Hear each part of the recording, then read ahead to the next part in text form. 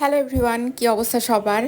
অনেক দিন ধরে আমি একটা লং ভিডিও আপ দেব এরকম ভাবছি, কিন্তু আপ দেওয়া হচ্ছে না নানান ঝামেলায়। আর যেহেতু আমার হোস্টেল লাইফ শুরু হয়েছে, তো সেই কারণে আরোই হচ্ছে না।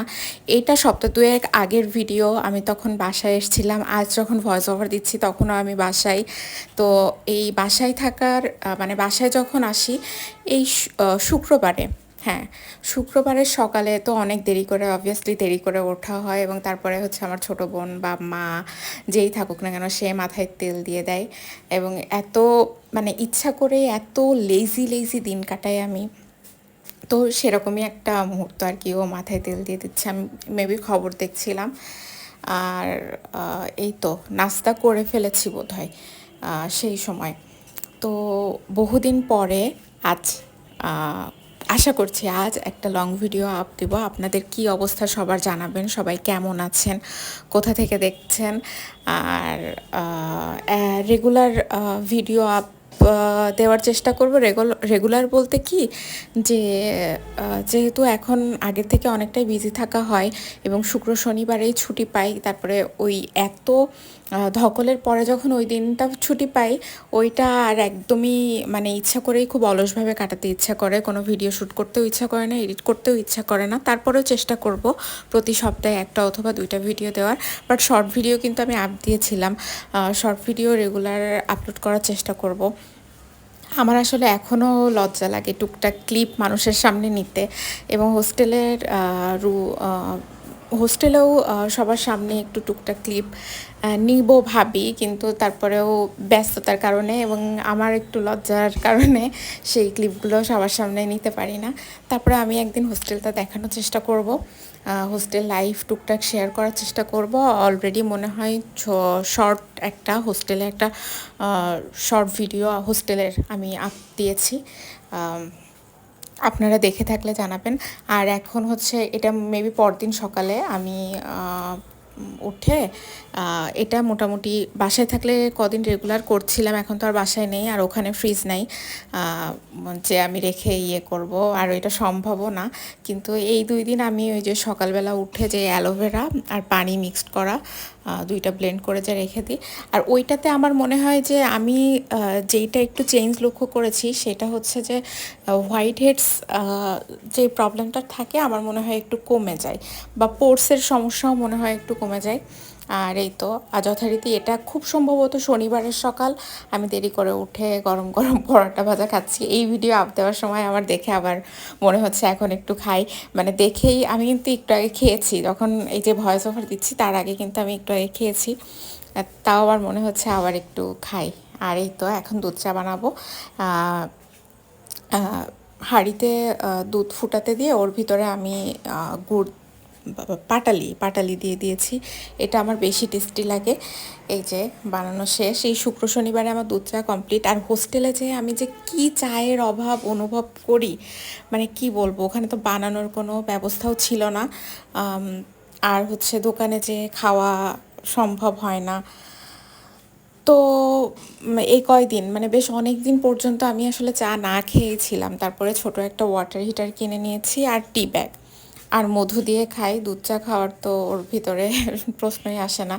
মাঝে একদিন এত পরিমাণ দুধ চা খেতে ইচ্ছে করছিল যে রেডি যেই কফিটা আছে, রেডি কফি, ওই মিক্সটা নিয়ে আসছিলাম, রেডি কফি মিক্সটা, ওইটা মানে প্রপার পানি দিয়ে, মানে বেশি পানি দিলে হবে না, অল্প পরিমাণে পানি দিয়ে, মানে 1 কাপেরও কম পরিমাণ পানি দিয়ে যদি সবটা গোলানো হয়, আর কিছুই বাড়তি অ্যাড করা লাগে না, যেই টেস্টটা আসে ওই টেস্টটা আমার বেশ ভালো লাগে, ভালোই হয় আসলে। ওই আমার দুধ চিনির অ্যামাউন্টটাও আমার বেশ ঠিকঠাকই লাগে, ওইটা আমার বেশ ভালো লাগে। আর একটু মিষ্টি কম হলে আমার কাছে একটু বেটার লাগতো, বাট যেটা হয় সেটা আমার কাছে ভালোই লাগে, খারাপ লাগে না। কিন্তু বেশি পানি দিলেই ওইটা টেস্ট আর পাওয়া যাবে না।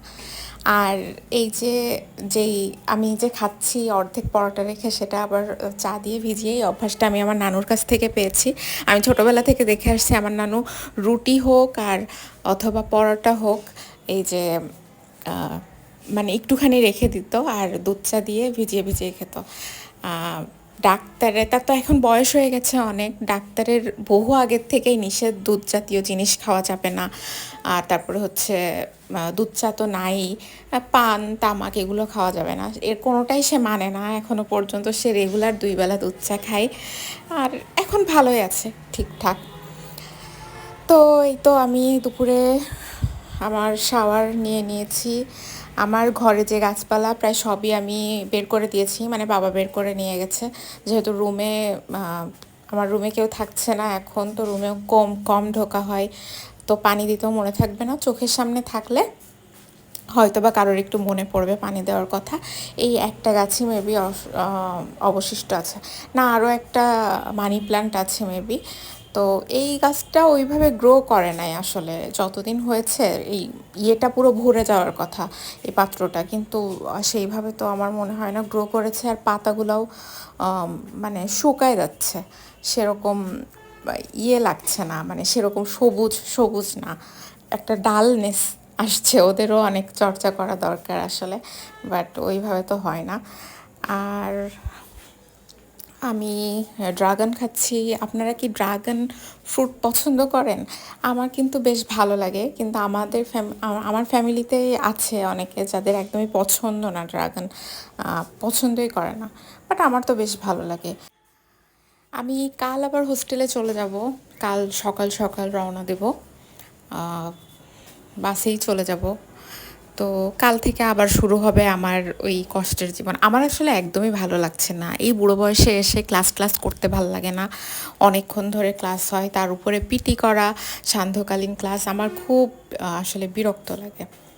এটা মেবি রাত হয়ে গেছে সেই সময়, রাত অথবা সন্ধ্যের সময়ের ভিডিও।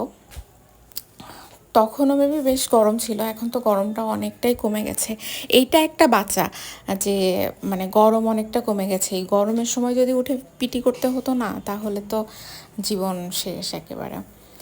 আচ্ছা, আপনারা কি কখনো ডায়েট বার বানিয়েছেন বাসায়? মানে ডায়েট করার জন্য যে মানে আমাদের মাঝে মাঝে মিষ্টি খাওয়ার জন্য ক্রেভিং হয় না? আবার আমরা হচ্ছে যারা ডায়েট করতে চাই এই মিষ্টিটা অ্যাভয়েড করতে চাই, এবং এমন কিছু খাবো যেটা একটা মিষ্টি ভাবও থাকবে, আবার এনার্জিও পাবো, এরকম ডায়েট বার বলে যেটাকে।